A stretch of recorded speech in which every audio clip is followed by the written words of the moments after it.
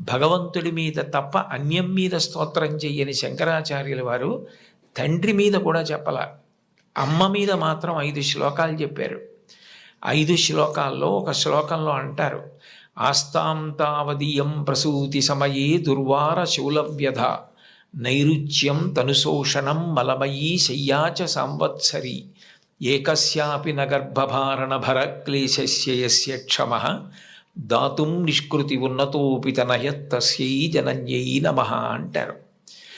9 నెలలు కడుపు పెద్దదై వికారమును పొంది తాను వంగలేక పని చేసుకోలేక తిందామంటే ఆహారం సహించక ఎంతో కష్టపడి తాను మరణ సదృశమైనటువంటి వేదన పొంది అన్ని నిప్పులు పడి బిడ్డని ప్రసవించి ఆ బిడ్డకి పాలిచ్చి పెంచి పెద్ద చేసి ఏడాది పాటు చలికాలం లేదు, వర్షాకాలం లేదు, మంచంలోనే మలమూత్ర విసర్జన చేస్తే ఆ మలమూత్రములను తుడిచి కడిగి బిడ్డని రక్షించి తాను ఉపవాసాలు చేసి చిట్ట చివరికి అవసరమైతే పిల్లవాడు ఎంత పెద్దవాడైనా వాడికి ఏదైనా కించిత్ అనారోగ్యం కలిగిందంటే భయం వేసినటువంటి మనసుతో నా ఆయుర్దాయం కూడా నువ్వే పోసుకొని బ్రతుకని అనగలిగినటువంటి వ్యక్తి ప్రపంచంలో ఉంటే అది అమ్మ ఒక్కతే.